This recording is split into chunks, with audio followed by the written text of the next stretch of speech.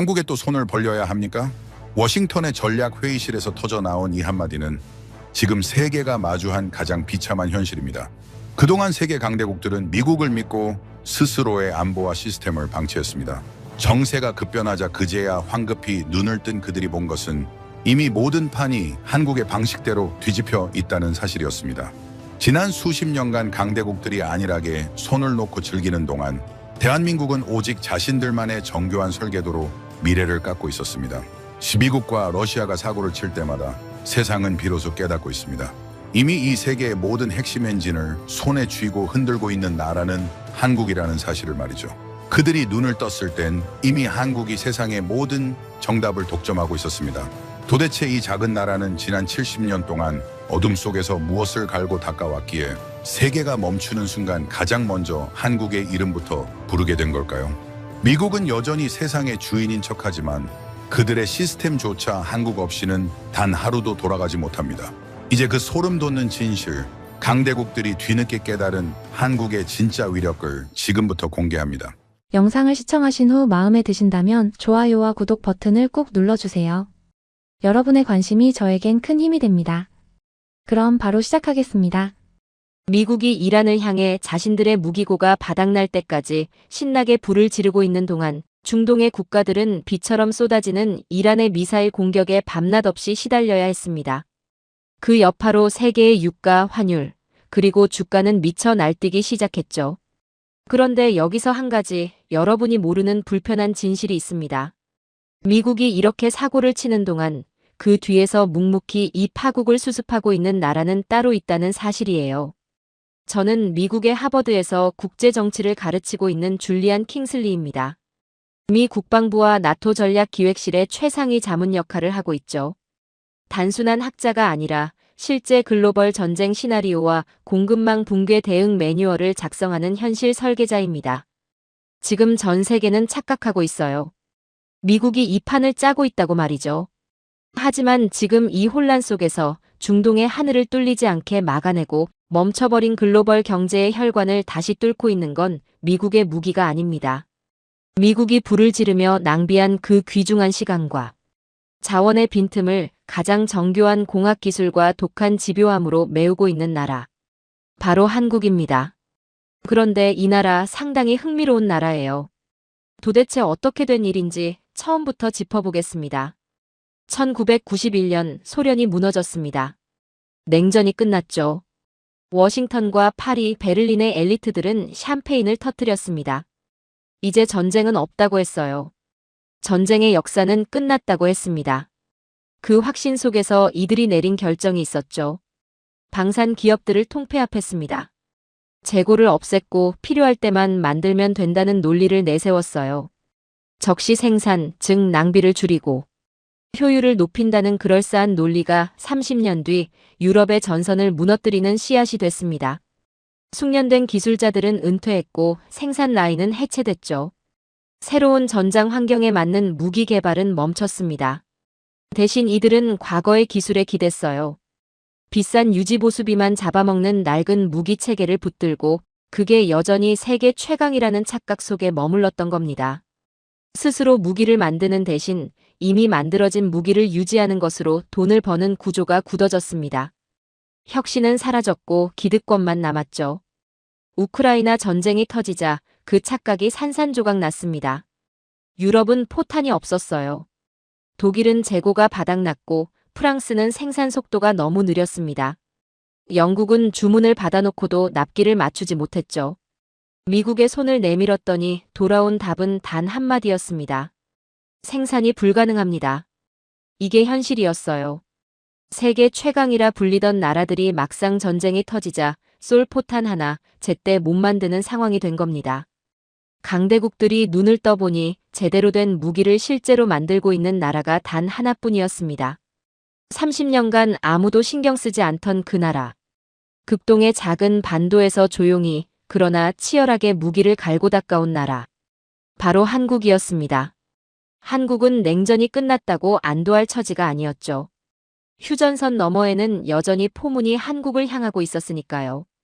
서구가 평화를 자축하던 그 순간에도 한국에게 위협은 단 하루도 사라진 적이 없었습니다. 북한의 포병 전력은 세계 최대 규모입니다. 탄도미사일은 끊임없이 진화했고 핵 위협은 현실이었어요. 한국은 그 위협에서 살아남기 위해 국방력과 방산 개발에 모든 것을 쏟아부었습니다. 선택이 아니라 생존의 문제였으니까요. 다른 나라들이 국방 예산을 줄이고 방산 라인을 닫을 때 한국은 오히려 더 깊이 파고들었습니다. 그렇게 30년을 버텼고 그 30년이 지금 폭발적으로 빛을 발하고 있는 겁니다. 그 위협에 대응하기 위해 한국이 개발한 레이더와 방공망은 단순히 성능이 좋은 수준이 아닙니다. 세계에서 가장 좁은 전장에서 가장 빠른 시간 안에 대응하도록 설계된 체계입니다. 적의 포탄이 날아오는 순간 발사 지점을 역추적해 즉각 반격하는 대화력전 기술은 서구가 이론으로만 연구하던 것을 한국은 실전 데이터로 완성했죠. 그리고 한국에겐 또 하나의 결정적인 조건이 있었습니다. 핵이 없다는 것이었어요. 핵이 없다는 건 단순한 약점이 아닙니다. 그것은 한국에게 다른 선택을 강요했죠. 핵을 대신할 무언가가 반드시 필요했고 한국은 그 답을 압도적인 정밀 타격 능력에서 찾았습니다. 천무 다연장 로켓은 수백 킬로미터 밖의 표적을 오차 몇 미터 안에 타격합니다. 현무 탄도미사일은 적의 핵심 시설을 순식간에 무력화하죠. K2 흑표 전차는 세계 어떤 전차와 비교해도 밀리지 않는 성능을 갖추고 있어요. 이것들은 단순한 무기가 아닙니다. 적이 도발하면 즉각 응징하겠다는 정치적 의지를 담은 공학적 결과물입니다. 이 무기들은 나토 표준을 완벽히 충족하면서도 실제 전장 데이터가 반영된 실전형 체계입니다. 폴란드에서도 중동에서도 어떤 전장에서도 즉시 투입이 가능한 범용성이 세계가 한국 무기에 열광하는 진짜 이유죠. 이제 중동 이야기를 해보겠습니다. 중동 국가들은 오랫동안 막대한 오일 머니를 쥐고 있었습니다. 그런데 왜 자체 무기를 만들지 않았을까요? 단순히 기술이 없어서가 아닙니다. 사우디, 아랍에미리트, 카타르 같은 나라들은 미국의 에이브람스 전차와 유럽의 전투기를 즉시 구매할 수 있었어요. 무기를 처음부터 개발하려면 수십 년의 시간과 막대한 실패 비용이 들죠. 왕정 체제를 유지해야 하는 이들에게 실패 없는 즉각적인 군사력 증강이 훨씬 안전한 선택이었습니다. 게다가 미국산 무기를 사는 건 단순한 군사 거래가 아니었어요. 미국과의 동맹을 사는 거였습니다. 미국이 중동의 석유 수출 항로를 지켜주는 대가로 무기를 팔았고 중동은 그 보안 우산 아래 자체 방위력을 키울 이유가 없었죠. 더 교묘한 이유도 있었습니다. 자국 군부가 강해지면 왕정 체제의 정치적 위협이 될 수 있다는 겁니다. 외국 기술에 의존하는 무기는 제작국의 허가 없이는 운용이 불가능합니다. 통치자 입장에서는 오히려 그게 더 안전한 군사력이었던 거예요. 그러다 보니 중동의 산업 구조는 정유시설과 토목에만 집중됐습니다. 고도의 정밀 공학이나 시스템 통합을 할 제조업 기반이 전혀 없었죠. 서구는 무기는 팔았지만 핵심 기술은 절대 넘겨주지 않았습니다. 무기가 고장나면 비싼 수리비를 내고 기술자를 불러야 했어요. 부품이 떨어지면 몇 달을 기다려야 했습니다. 수십 년간 그 종속적 안보 구조 안에 갇혀 있었던 겁니다. 그런데 미국이 전략의 무게 중심이 급변하기 시작하면서 상황이 바뀌었습니다. 중동은 처음으로 자신들만의 독자적인 방패가 필요하다는 걸 깨달았죠. 한국은 그 순간 전혀 다른 제안을 내밀었습니다. 무기만 파는 것이 아니라 만드는 기술 자체를 이전해주겠다고 했어요. 현지에서 직접 생산하고 직접 운용하고 직접 수리할 수 있는 능력을 갖추게 해주겠다는 겁니다. 서구가 수십 년간 단 한 번도 들어주지 않았던 조건이었습니다. 그 제안을 한국이 내밀었죠. 중동 국가들이 한국을 바라보는 시선이 달라진 건 그때부터였어요. 단순한 무기 공급자가 아니라 안보 주권을 함께 만들어가는 파트너로 보기 시작한 겁니다. 여러분은 지금 단순한 무기 수출 이야기를 듣고 계신 게 아닙니다. 30년간 와인 잔을 들고 안주하던 강대국들이 자신들의 몰락을 깨닫고 유일하게 생존의 기술을 보유한 대한민국 앞에 머리를 숙이는 거대한 역사의 변곡점을 보고 계신 겁니다. 이것은 공학의 승리입니다. 그리고 동시에 지옥을 견뎌낸 자들만이 가질 수 있는 냉혹한 현실 감각의 승리입니다. 강대국들이 한국을 압박하려 할 때마다 반드시 벌어지는 일이 있습니다. 그 압박의 칼날이 어김없이 자기 자신의 목을 향하게 된다는 거예요. 우연이 아닙니다. 구조적 필연입니다. 지금부터 그 구조를 하나씩 해부해 보겠습니다. 미국부터 시작하죠. 여러분, 2차 세계대전 당시 미국을 가리켜 민주주의의 병기창이라고 불렀습니다. 전 세계 연합국이 쓸 무기를 미국이 공급했던 거예요. 그런데 지금 그 역할을 누가 하고 있는지 아십니까? 대한민국입니다. 이건 비유가 아닙니다. 실제로 벌어지고 있는 일이에요.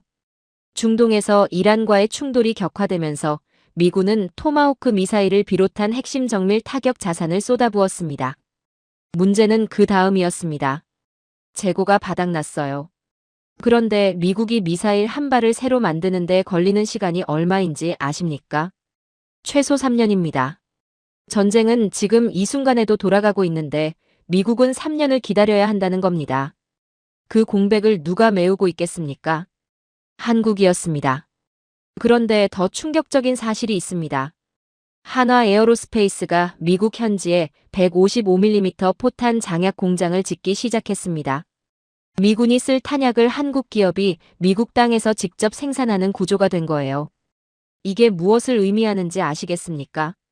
한국은 이제 미국의 무기 수입국이 아닙니다. 미군의 병참 관리 체계 깊숙이 들어간 안보 시스템의 실질적 관리자입니다. 한국과 미국 사이에는 국방 상호 조달 협정이라는 것이 맺어져 있습니다.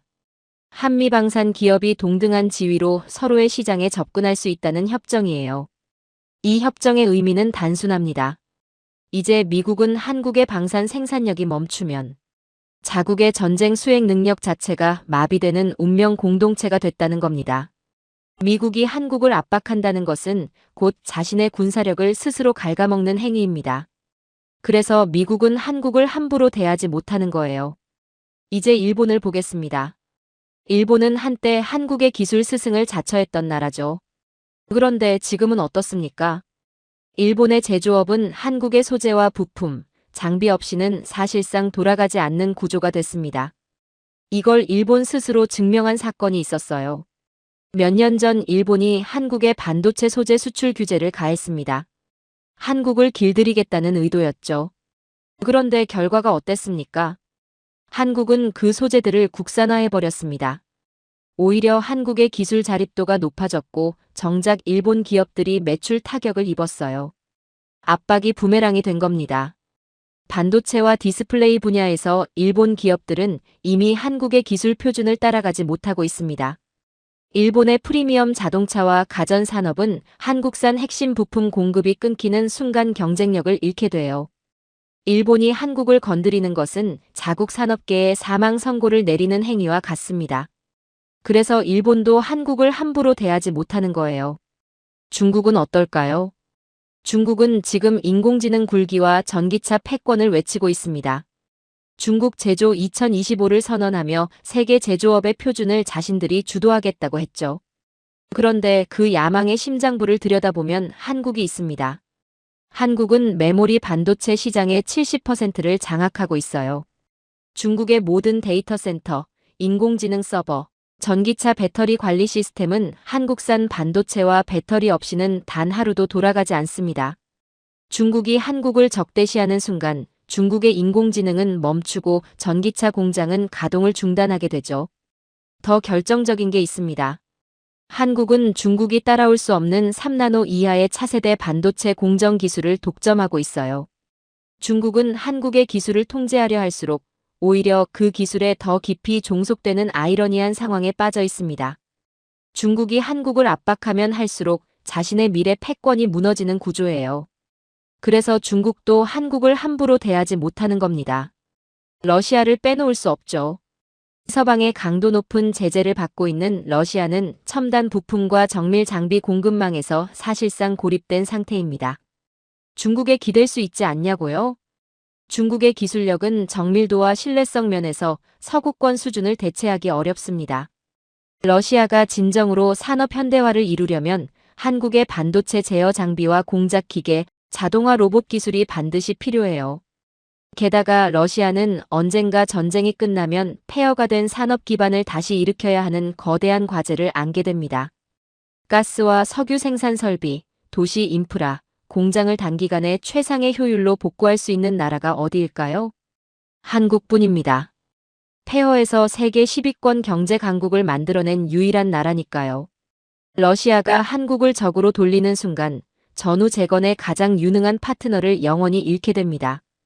그건 러시아 스스로에게 미래를 포기하는 행위예요. 그래서 러시아도 한국을 함부로 대하지 못하는 겁니다. 유럽 이야기를 해보죠. 이미 유럽의 방산 생태계가 얼마나 처참하게 무너졌는지 말씀드렸습니다. 그 유럽이 지금 어디에 손을 내밀고 있는지 아십니까? 한국입니다. 독일의 레오파드 전차를 주문하면 납기가 5년에서 10년입니다. 프랑스 무기도 마찬가지예요. 반면 한국은 K2 전차 대대를 6개월 안에 인도합니다. 폴란드가 한국에 역대 최대 규모의 방산 계약을 체결한 이유가 바로 이겁니다. 성능 때문만이 아니에요. 믿을 수 있는 납기, 그리고 기술 이전이라는 두 가지 조건을 동시에 충족하는 나라가 한국밖에 없기 때문입니다. 유럽의 방산 강국들이 자존심을 꺾고 한국의 기술 이전 모델을 받아들이기 시작했습니다. 자국 방위를 한국형 표준으로 재설계하고 있는 거예요. 이게 어떤 의미인지 아십니까? 과거에는 나토 표준이 곧 유럽 방산의 기준이었습니다. 그런데 지금은 나토 표준과 한국형 기술이 결합된 새로운 안보 패러다임이 유럽을 장악해가고 있어요. 한국이 유럽 안보의 새로운 표준을 쓰고 있는 겁니다. 보십시오. 강대국들이 한국을 두고 벌이는 외교적 제스처는 정치가 아닙니다. 그것은 생존입니다. 미국도, 일본도, 중국도, 러시아도, 유럽도 한국을 압박하려 하지만 매번 그 압박의 칼날이 자신의 목을 향하고 있음을 깨닫습니다. 한국은 이제 지도를 받아드는 나라가 아닙니다. 지도의 한복판에 서서 강대국들을 움직이게 만드는 거대한 엔진 그 자체입니다. 여러분은 한국을 어떤 나라라고 생각하십니까? 작은 나라, 자원도 없는 나라, 강대국 틈에 낀 나라. 틀린 말이 아닙니다. 그런데 그 작은 나라가 수천 년 동안 단 한 번도 완전히 무너지지 않았어요. 동쪽에서, 북쪽에서, 바다 건너에서 끊임없이 침략이 밀려왔습니다. 세계를 정복한 제국들이 이 땅을 향해 군대를 보냈고 그때마다 세계는 이 나라가 끝났다고 했죠. 그런데 한국은 매번 살아남았습니다. 이게 운이라고 생각하십니까? 저는 그렇게 보지 않아요. 이것은 수천 년에 걸쳐 단련된 생존의 공학입니다. 그리고 그 유전자가 지금 이 순간 전 세계 방산 시장을 뒤흔들고 있는 한국 무기 체계의 혈관 속에 그대로 흐르고 있습니다. 고구려부터 시작하겠습니다.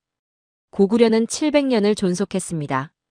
단순히 오래 버틴 게 아닙니다. 당시 동아시아 최강 대국이었던 수나라와 당나라가 국력을 총동원해 이 나라를 무너뜨리려 했어요. 수양제는 무려 113만 대군을 이끌고 고구려를 침공했습니다. 결과가 어땠을까요?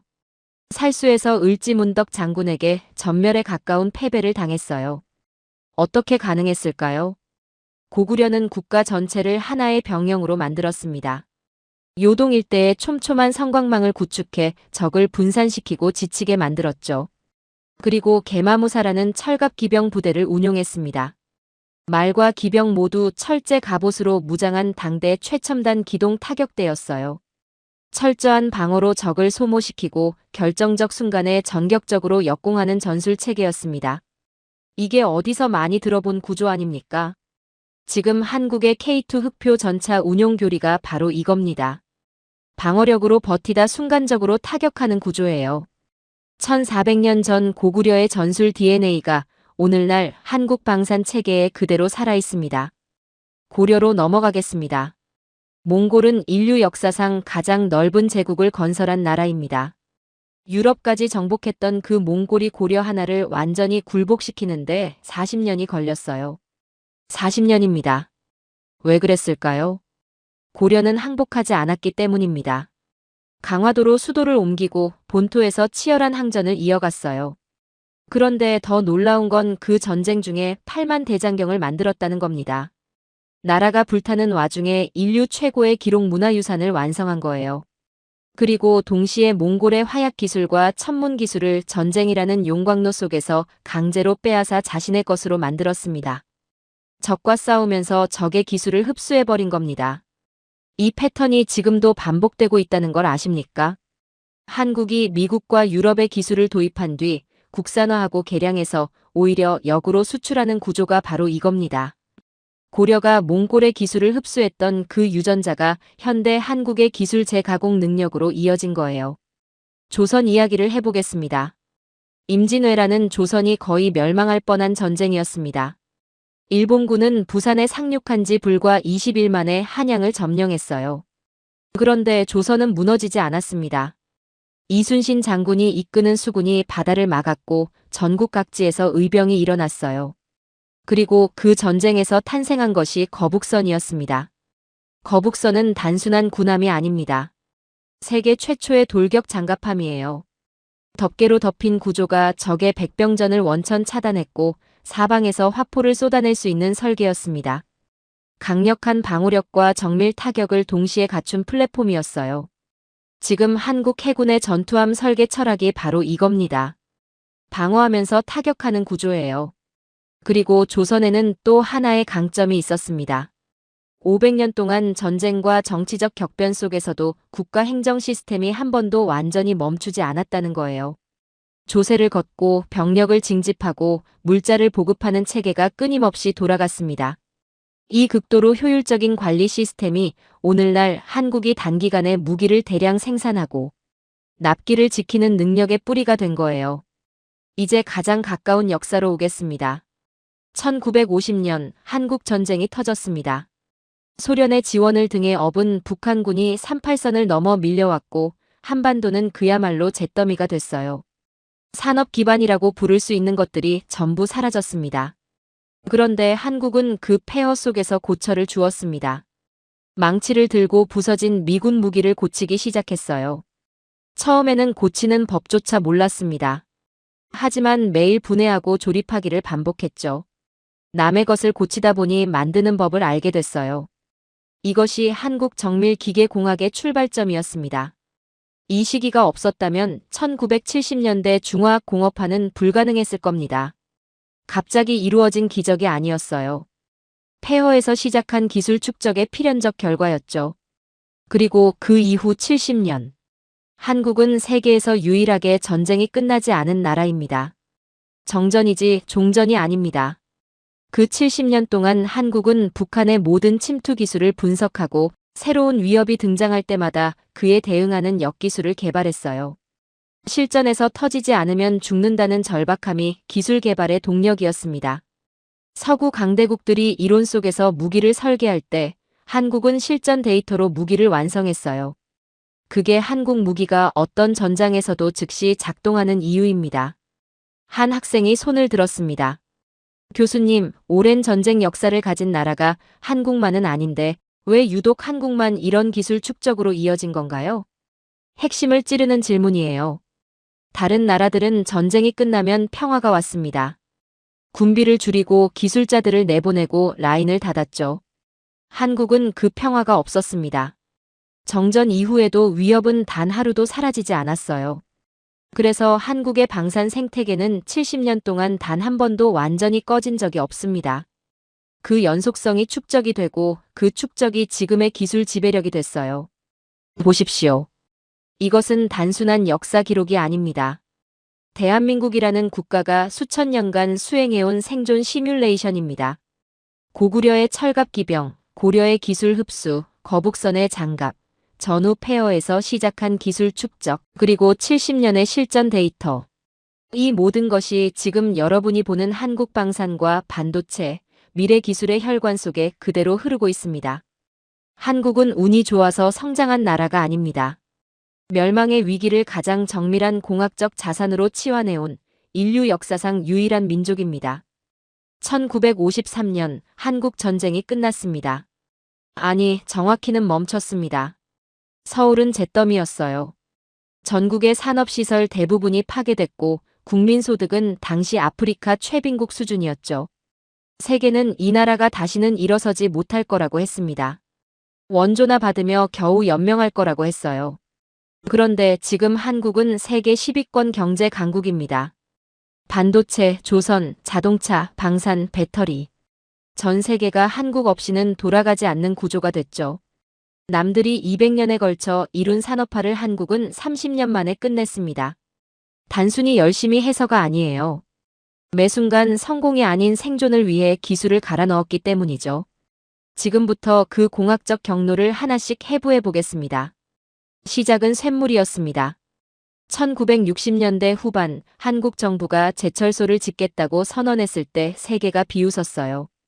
당시 한국에는 철강 산업의 기초라고 부를 수 있는 것이 아무것도 없었습니다. 세계은행은 차관 지원을 거절했죠. 불가능하다고 했습니다. 그런데 한국은 일본의 배상금을 끌어모아 포항에 제철소를 세웠어요. 이게 단순한 공장 건설이 아니었습니다. 산업의 쌀을 스스로 확보하겠다는 생존의 선언이었죠. 철이 없으면 배도 못 만들고 전차도 못 만들고 건물도 못 세웁니다. 모든 산업의 근간이 철강이에요. 한국은 그 근간을 누구의 도움도 없이 맨 땅에서 세운 겁니다. 포항제철이 처음 쇳물을 뽑아낸 날 현장에 있던 엔지니어들이 눈물을 흘렸다고 하죠. 그 쇳물 한 방울이 단순한 철이 아니라 이 나라의 미래가 가능하다는 증거였으니까요. 그리고 그 눈물의 의미는 시간이 지날수록 더 선명해졌습니다. 포항제철이 생산한 철강이 한국 조선업의 뼈대가 됐고 자동차 산업의 외피가 됐고 방산 무기의 장갑이 됐으니까요. 한 방울의 쇳물이 대한민국 산업 전체를 떠받치는 주춧돌이 된 겁니다. 그 철강이 토대가 되어 조선업이 태동했습니다. 조선업 이야기는 더 극적이에요. 정주영 회장이 배를 한 척도 만들어 본 적 없는 상태에서 영국의 선박 회사를 찾아갔습니다. 배를 만들 테니 먼저 돈을 달라고 했죠. 당연히 거절당했습니다. 그런데 정주영 회장이 지갑에서 500원짜리 지폐를 꺼냈어요. 거기에 그려진 거북선을 가리키며 말했습니다. 우리는 이미 400년 전에 철갑선을 만든 민족입니다. 그 한마디로 계약을 따냈어요. 단순한 일화가 아닙니다. 이게 한국인의 본질이죠. 없으면 만들고 모르면 배우고 안 되면 될 때까지 밀어붙이는 겁니다. 한국은 영국과 일본의 조선 기술을 철저히 분석했습니다. 그리고 그것을 그대로 따라하지 않았어요. 더 넓은 도크, 더 효율적인 공정, 더 빠른 납기 구조로 완전히 재설계했죠. 도크라는 공간을 단순한 건조장이 아니라 조립장으로 개념 자체를 바꿔버린 겁니다. 육지에서 배의 조각을 만들어 가져와 붙이는 블록 공법을 극한까지 발전시켰어요. 유럽 조선소들이 100년 넘은 관습대로 배를 짜맞추는 동안 한국은 공정 자체를 혁명적으로 바꿔버렸죠. 결국 세계 조선업을 평정했습니다. 지금 전 세계 바다를 오가는 선박의 상당수가 한국에서 만들어진 거예요. 반도체 이야기를 빠뜨릴 수 없죠. 1980년대 미국과 일본이 반도체 시장을 완전히 장악하고 있었습니다. 한국이 이 시장에 뛰어들겠다고 했을 때 업계 전문가들은 무모한 짓이라고 했어요. 기술도 없고 경험도 없는 나라가 세계 최고 기술 집약 산업에 도전한다는 게 말이 되냐고 했죠. 그런데 한국은 뛰어들었습니다. 수없이 실패했어요. 공정을 잘못 짜서 웨이퍼 전체를 날려먹기 일쑤였고 수율이 바닥을 기었죠. 그런데 한국이 선택한 전략이 있었습니다. 경기 침체기에 오히려 공장을 증설하는 역발상 투자였어요. 경쟁국들이 불황의 라인을 멈출 때 한국은 오히려 생산 능력을 키웠죠. 그 결과 불황이 끝나고 시장이 살아났을 때 한국만 공급 능력을 갖추고 있었습니다. 그렇게 시장을 장악해 나갔어요. 지금 한국은 메모리 반도체 시장의 70%를 쥐고 있습니다. 전 세계 인공지능 서버, 스마트폰, 데이터 센터가 한국 반도체 없이는 돌아가지 않아요. 그뿐만이 아닙니다. 한국은 인공지능 시대의 핵심 부품인 고대 역폭 메모리, 즉 HBM 시장의 90% 이상을 장악하고 있죠. 전 세계 인공지능 기업들이 한국의 반도체 공급 일정에 맞춰 자신들의 개발 로드맵을 조정하는 겁니다. 한국이 공급을 늦추면 전 세계 인공지능 개발이 늦어지는 구조예요. 이 나라가 세계 기술의 속도를 결정하고 있는 겁니다. 그런데 한국이 멈추지 않았습니다. 국토 전체를 초고속 통신망으로 연결하는 작업을 시작했어요. 이게 단순한 인터넷 깔기가 아니었죠. 모든 산업 데이터를 실시간으로 공유하고 처리할 수 있는 국가 단위의 거대한 실험실을 만든 겁니다. 인류 역사상 유례없는 국가 단위 시스템 개조였어요. 이 초고속 인프라가 있었기에 인공지능, 로봇, 방산의 정밀 타격 기술이 실시간 데이터로 진화할 수 있었죠. 한국 무기가 실전 데이터 기반으로 끊임없이 업그레이드되는 이유가 바로 이 인프라 덕분입니다. 한 학생이 손을 들었습니다. 교수님, 다른 개발도상국들도 비슷한 노력을 했는데 왜 유독 한국만 이런 결과를 만들어낸 건가요? 두 가지입니다. 첫째는 국가와 기업이 한 방향을 바라봤다는 거예요. 한국의 성장은 시장 논리에만 맡기지 않았죠. 국가가 산업의 방향을 설계하고 기업이 그 표준을 선점하는 전략적 파트너십으로 이루어졌습니다. 어느 산업을 키울지, 어느 기술을 확보할지를 국가와 기업이 함께 결정하고 함께 투자했어요. 이 구조가 자원과 역량을 한 곳에 집중시킬 수 있었던 이유죠. 둘째는 생존의 절박함이었습니다. 한국의 기업인들은 단순히 돈을 벌기 위해 사업을 한 게 아니에요. 이 나라가 살아남으려면 반드시 이 기술을 확보해야 한다는 절박함으로 움직였죠. 그 절박함이 불황에도 투자를 멈추지 않게 했고 실패에도 다시 일어서게 했습니다. 다른 나라의 기업인들이 수익률을 계산할 때 한국의 기업인들은 이게 안 되면 나라가 없다는 각오로 달려들었어요. 그 차이가 결국 결과의 차이를 만들어낸 겁니다.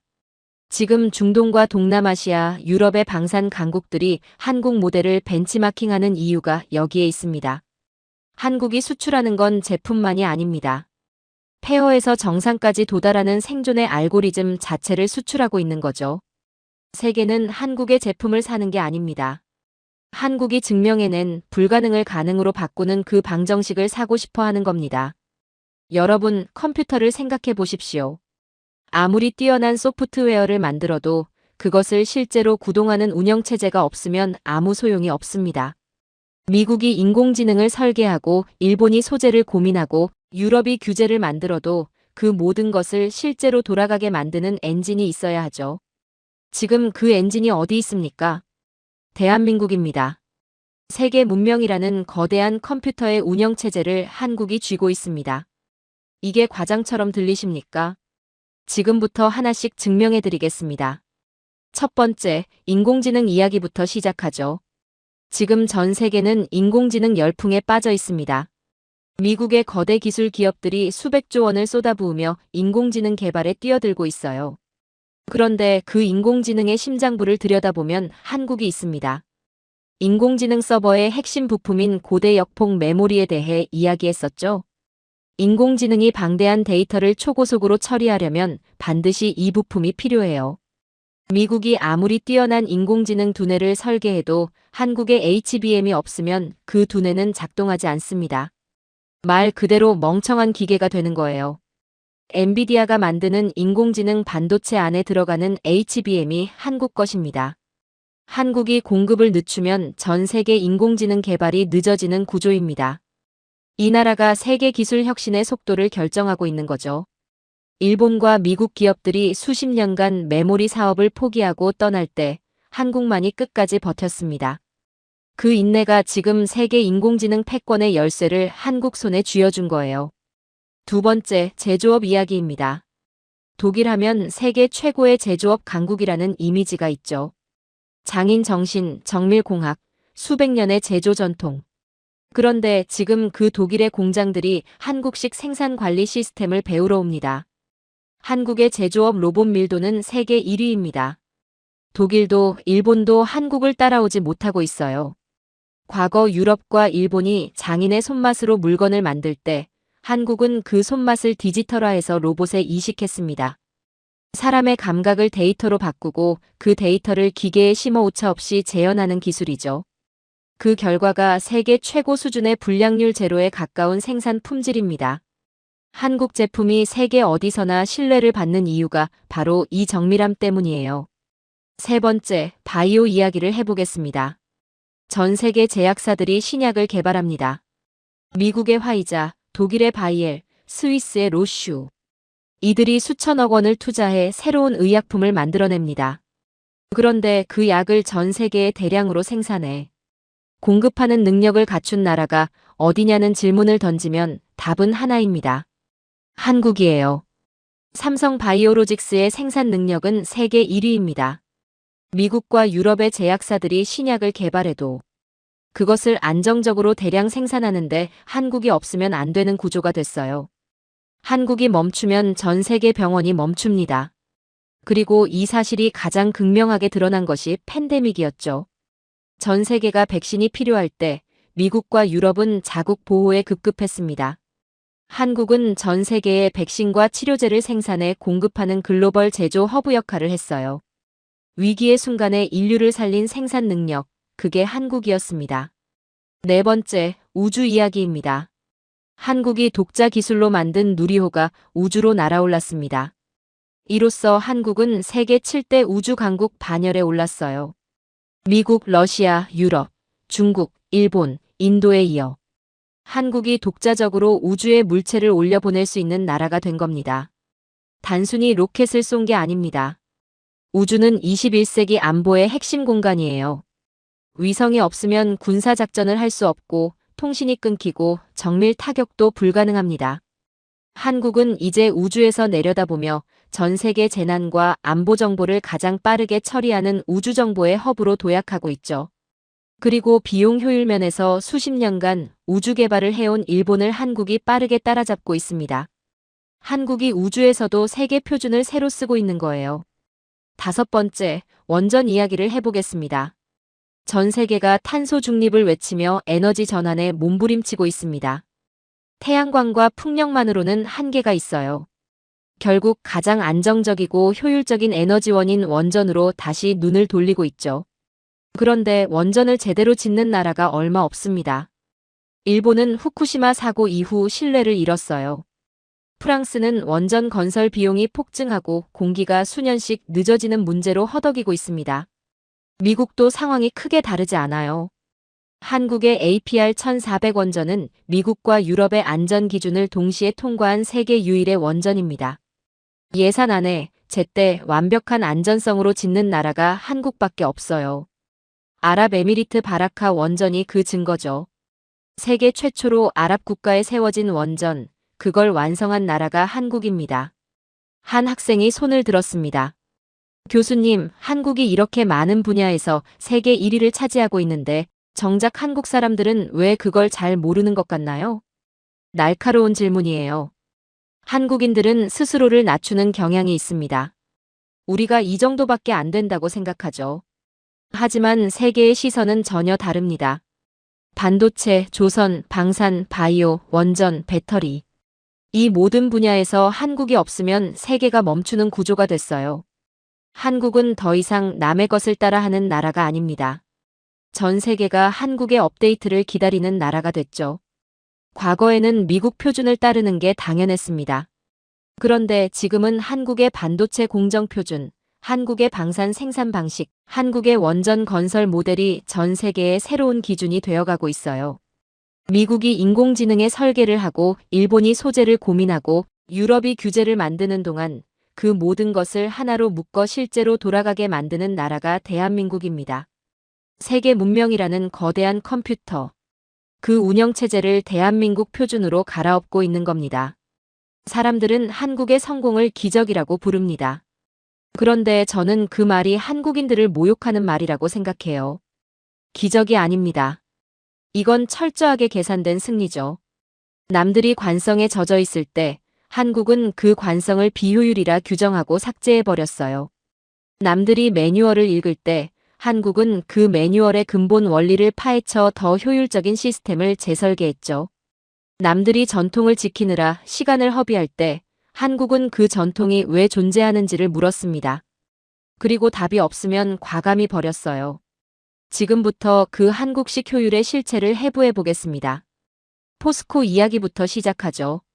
1970년대 포스코가 막 가동을 시작했을 때의 일입니다. 일본 철강 전문가들이 조언을 하러 왔어요. 우리 방식대로 하라고 했죠. 배합비를 이렇게 맞추고 온도는 이렇게 유지하고 압력은 이 범위 안에서 관리하라고 했습니다. 그런데 포스코의 현장 엔지니어들이 그 조언을 무시했어요. 왜 그랬을까요? 한국이 들여오는 원료는 일본과 달랐습니다. 산지도 달랐고 성분 구성도 달랐죠. 일본 방식을 그대로 적용하면 효율이 나오지 않았어요. 그래서 한국 엔지니어들은 매일 수천 건의 온도와 압력 데이터를 직접 기록하기 시작했습니다. 원료가 바뀔 때마다 최적의 배합비를 찾아내는 실험을 반복했죠. 선진국들이 매뉴얼을 고집하는 동안 한국은 현장에서 직접 데이터를 쌓아 자신만의 표준을 만들어낸 겁니다. 그 결과가 어떻게 됐을까요? 일본 철강보다 더 강하고 더 저렴한 철을 만들어내는 한국형 조업 기술이 탄생했어요. 일본을 뛰어넘은 거죠. 그것도 불과 몇 년 만에요. 여기서 중요한 게 있습니다. 포스코의 성공이 단순히 철강 하나로 끝난 게 아니라는 거예요. 이 현장 데이터 축적의 방식이 한국 제조업 전체의 DNA가 됐습니다. 주어진 것을 따르는 게 아니라 현장에서 데이터를 쌓아 더 나은 방식을 직접 만들어내는 문화가 한국 산업 전반에 뿌리내린 거죠. 반도체 이야기를 다시 해보겠습니다. 반도체 공정에는 수율이라는 개념이 있습니다. 웨이퍼 하나에서 얼마나 많은 정상 칩이 나오는지를 나타내는 수치예요. 이 수율이 1% 오르면 수백억 원의 이익이 달라집니다. 그래서 반도체 업계에서 수율 싸움은 전쟁이죠. 미국과 유럽의 반도체 기업들은 이 문제를 어떻게 접근합니까?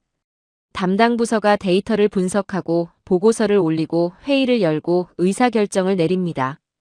빠르면 며칠, 느리면 몇 주가 걸려요. 그동안 불량 칩은 계속 쏟아져 나오죠. 한국은 다릅니다. 공정에서 문제가 생기는 순간 라인 전체가 하나의 유기체처럼 반응해요. 현장 엔지니어가 즉시 문제를 포착하고 실시간으로 의사결정권자와 소통하며 원인을 찾아냅니다. 24시간 교대로 라인을 모니터링하며 수율 0.1%를 올리기 위해 온몸을 던지죠. 조직 전체가 하나의 뇌처럼 움직이는 초고속 피드백 시스템이에요. 이게 미국과 유럽이 도저히 흉내낼 수 없는 한국의 진짜 무기죠. 삼성과 하이닉스가 메모리 반도체 세계 1위를 유지하는 이유가 기술력만이 아닌 거예요. 이 조직적 몰입의 속도가 경쟁자들이 따라오지 못하게 만드는 겁니다. 실제로 세계 최고의 반도체 기업들이 한국 공장을 방문하고 나서 하는 말이 있습니다. 우리가 가진 장비는 똑같은데 왜 한국에서만 이 수율이 나오는지 모르겠다고 하죠. 장비가 문제가 아닌 겁니다. 그 장비를 다루는 사람들의 몰입도와 시스템이 다른 거예요. 그러면 이 한국식 효율이 어디서 나왔는지 생각해 봐야 합니다. 한국의 빨리빨리 문화를 세계 사람들이 비웃던 때가 있었어요. 성급하다, 대충 한다, 사고를 친다고 했죠. 그런데 실체를 들여다보면 전혀 다른 이야기가 나옵니다. 한국의 빨리빨리는 무작정 서두르는 게 아닙니다. 프로세스 사이의 대기 시간을 제거하는 행위예요. 서구의 관리 체계는 결제 단계가 많습니다.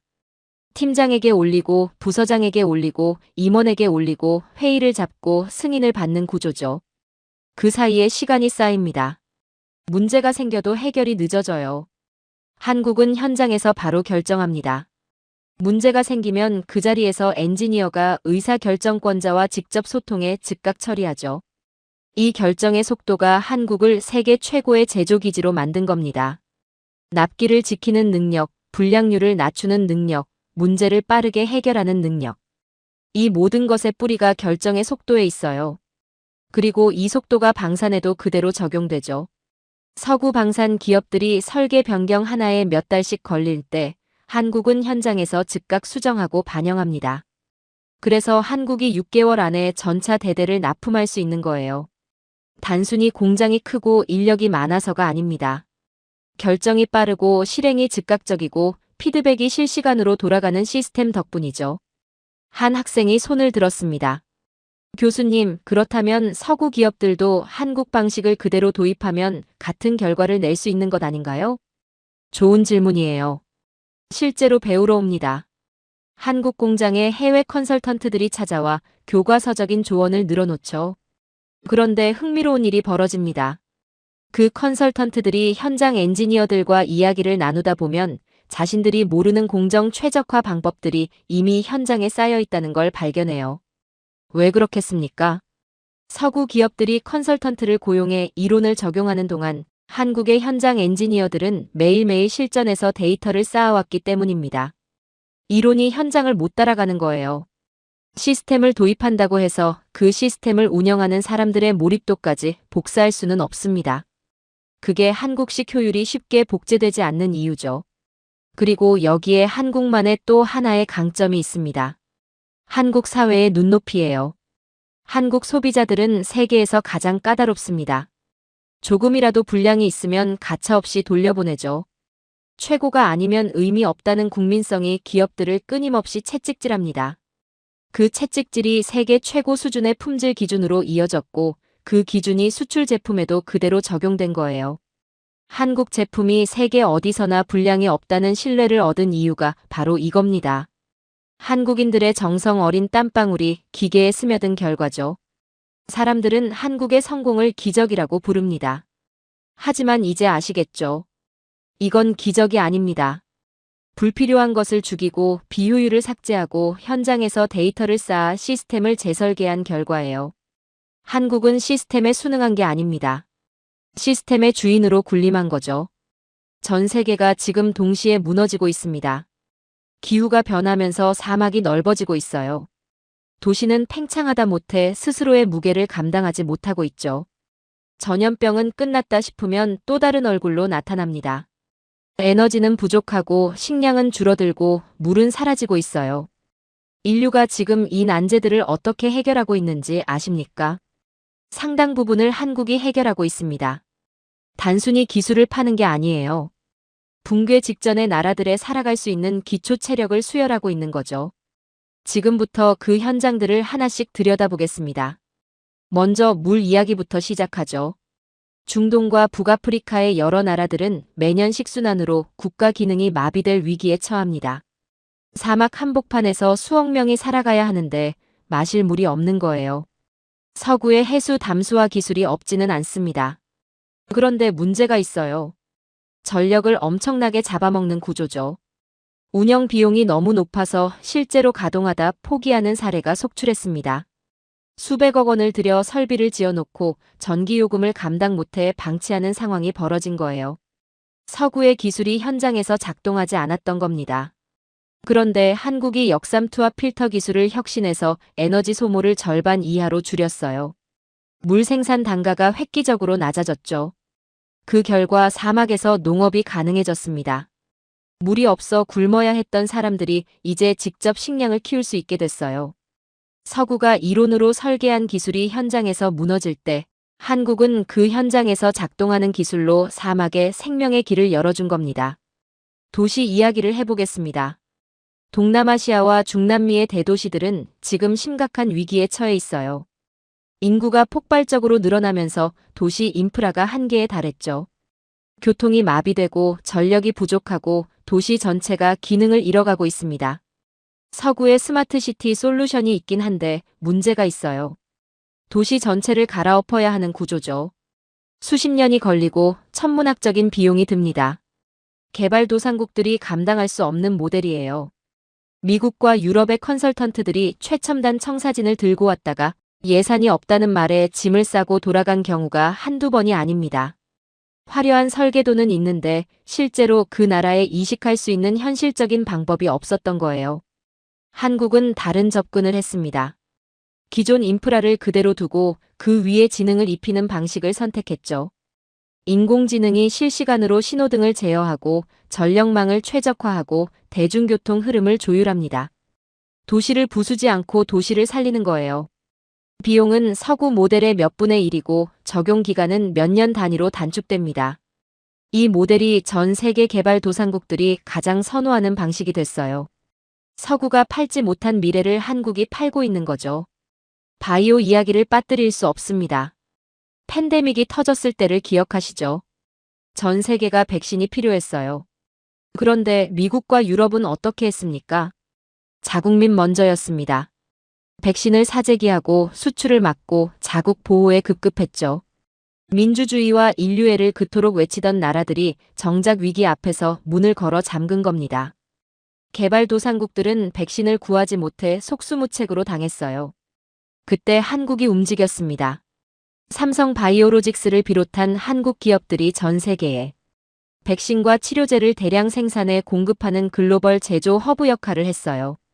미국과 유럽은 신약을 개발하는 능력은 있지만 그것을 단기간에 수십억 도수로 만들어내는 대량 생산 능력에서 한계를 드러냈죠.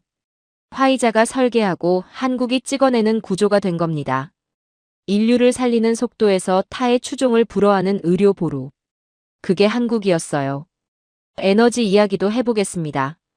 유럽은 지금 에너지 전환의 한복판에서 심각한 진통을 겪고 있어요. 태양광과 풍력으로 전환하겠다고 했는데 문제가 생겼습니다. 재생에너지는 바람이 안 불면 전기가 없고 해가 안 뜨면 발전이 안 되죠. 에너지가 넘칠 때와 부족할 때의 편차가 너무 큰 겁니다. 그 불안정성 때문에 유럽 여러 나라에서 정전 위기가 반복됐어요. 탄소 중립을 외치며 세계를 선도하겠다던 독일과 프랑스의 산업 현장이 전력 부족으로 가동을 줄여야 하는 처지가 됐죠. 환경을 지키겠다고 나섰다가 정작 자국 산업이 무너지는 아이러니가 벌어진 겁니다. 한국의 에너지 저장 장치가 그 구멍을 메우고 있습니다. 넘치는 전기를 저장했다가 부족할 때 공급하는 기술이에요. 한국의 지능형 에너지 관리 시스템은 재생에너지가 낭비되지 않도록 전력을 최적의 타이밍에 저장하고 공급하죠. 탄소 중립을 선언한 유럽의 산업 현장이 한국 기술 덕분에 겨우 돌아가고 있는 거예요. 기후 위기로 에너지 전환이 불가피한 세계에서 한국이 그 전환의 안전망이 된 겁니다. 식량 이야기로 넘어가겠습니다. 기후 변화로 전통 농업이 무너지고 있어요. 비가 와야 할 때 가뭄이 오고 수확해야 할 때 홍수가 납니다. 미국 중서부의 곡창지대, 유럽의 농업 강국들이 기후 재앙 앞에 속수무책으로 흔들리고 있어요. 수천 년간 농업으로 세계를 먹여 살리던 나라들이 날씨 하나에 흔들리는 겁니다. 한국은 그 문제를 공학으로 풀었습니다. 환경을 완전히 통제하는 스마트팜 시스템이에요. 온도, 습도, 조명, 수분을 인공지능이 정밀하게 관리해서 사막에서도 좁은 실내 공간에서도 고효율로 식량을 생산하죠. 기후가 어떻게 변해도 수확량이 흔들리지 않는 구조입니다. 전통 농업 강국들이 하늘을 바라보며 기도할 때 한국은 하늘과 무관하게 식량을 생산하는 시스템을 만든 거예요. 이 기술을 식량 위기에 처한 나라들에 수출하고 있습니다. 그들의 식량 주권을 지켜주고 있는 거죠. 한 학생이 손을 들었습니다. 교수님, 서구 선진국들도 이런 기술들을 가지고 있는데 왜 현장에서는 한국 기술이 더 신뢰받는 건가요? 이유는 단순합니다. 한국 기술은 실패해본 기술이기 때문이에요. 서구의 기술은 연구소에서 설계되고 선진국 환경에서 검증됩니다. 그런데 현장은 연구소가 아니죠. 전력이 불안정하고 기후가 극단적이고 인프라가 열악한 환경에서 그 기술이 작동하느냐가 진짜 문제입니다. 한국은 그 모든 악조건을 이미 경험했어요. 가난했고 인프라가 없었고 자원도 없는 나라에서 기술을 갈고 닦아왔죠. 그래서 한국 기술은 어떤 환경에서도 작동합니다. 현장 경험이 풍부한 한국 기술자들의 손끝에서 나온 기술이기 때문이에요. 그게 세계가 한국 기술을 신뢰하는 진짜 이유입니다. 이제 전 세계는 한국을 보며 안도합니다. 기후 위기로 나라가 멈출 때, 식수가 고갈될 때, 전력이 끊길 때, 전염병이 퍼질 때, 그들은 한국의 기술이 담긴 장비와 시스템이 도착하기를 기다리죠. 한국은 이제 기술을 파는 나라를 넘어섰습니다. 지구촌이 무너지지 않도록 지탱하는 방파제가 된 거예요. 여러분, 지금까지 긴 여정을 함께 했습니다. 냉전 종식 이후 강대국들이 스스로 방산 생태계를 해체하는 동안 한국이 무엇을 했는지 봤죠. 미국도, 중국도, 러시아도, 일본도, 유럽도 한국을 압박하려 할 때마다 그 칼날이 자신의 목을 향하는 구조를 봤습니다.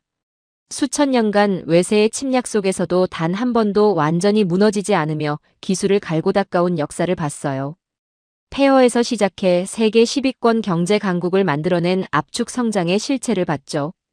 반도체, 원전, 바이오, 우주, 에너지 저장 장치까지 세계 문명의 운영체제를 한국이 장악해가는 현실을 봤습니다. 그리고 식수가 없는 사막에, 전력이 끊긴 도시에, 백신이 없는 나라에 한국이 해결책을 들고 나타나는 장면들을 봤어요. 이제 이 모든 것을 하나로 묶어야 합니다. 20세기의 지도는 강대국들이 그었습니다. 총구와 자본으로 선을 긋고 자신들의 이익에 따라 세계 질서를 설계했죠. 그런데 21세기의 지도는 다릅니다. 이제 지도를 그리는 것은 총구가 아닙니다. 기술이에요.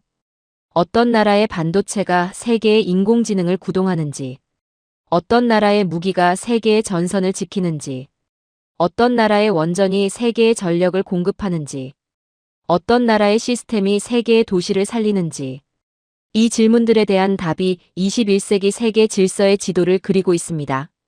그리고 그 답의 한복판에 대한민국이 있어요. 그리고 한국 문화를 보십시오. 전 세계 젊은이들이 한국 드라마를 보고 한국 음악을 듣고 한국 음식을 먹습니다. 그런데 그것이 단순한 유행으로 끝나지 않아요.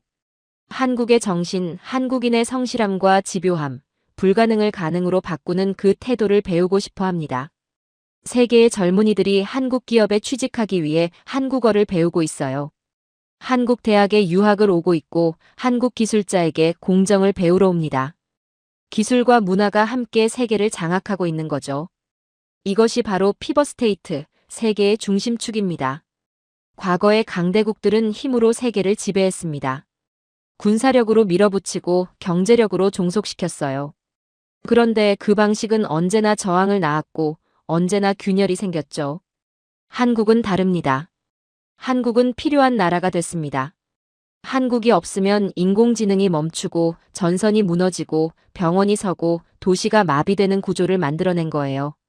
강제로 지배하는 게 아니라 없어서는 안 되는 존재가 된 겁니다. 이게 21세기 권력의 본질이에요. 총구로 만든 패권은 총구가 사라지면 끝납니다. 하지만 기술로 만든 패권, 신뢰로 만든 패권, 문제를 해결해주는 능력으로 만든 패권은 쉽게 사라지지 않아요. 한국은 지금 그 패권을 조용히, 그러나 압도적으로 구축하고 있습니다. 여러분, 지금은 이 나라를 어떻게 보고 계십니까? 여전히 작은 나라라고 생각하시나요? 강대국 틈에 낀 불쌍한 나라라고 생각하십니까? 그 생각을 지금 이 자리에서 완전히 버리십시오. 대한민국은 작은 나라가 아닙니다. 수천 년의 고난을 기술로 치환해온 나라입니다. 폐허에서 세계 표준을 만들어낸 나라예요. 강대국들이 하지 못한 걸 해낸 나라이고 전 세계가 도움을 요청하는 나라입니다. 세계의 인공지능을 구동하고 세계의 전선을 지키고 세계의 사람들을 살리는 나라죠. 20세기의 지도는 강대국들이 펜으로 그었습니다. 21세기의 지도는 기술을 깎고 시스템을 짜고 인류의 붕괴를 막아내는 자들이 그립니다. 그 지도를 지금 대한민국이 그리고 있어요. 더 이상 눈치를 보는 변방의 나라가 아닙니다. 한국을 읽는다는 것은 21세기 세계의 진짜 엔진을 이해한다는 뜻입니다. 여러분은 지금 그 엔진의 심장부에 서 있습니다. 오늘의 사연은 여기까지입니다. 오늘 우리가 목격한 것은 단순한 분석이 아니었습니다. 강대국들이 와인 잔을 기울이는 동안 쇳물을 끓였고 세계가 잠든 사이 실전 데이터로 무기를 완성했습니다. 아무도 주목하지 않는 그 시간 동안 세계 문명의 운영체제를 조용히 장악해온 나라. 대한민국입니다. 21세기의 지도는 지금 이 순간에도 다시 그려지고 있습니다. 긴 영상 시청해주셔서 감사합니다. 내일은 더 좋은 영상으로 찾아오겠습니다.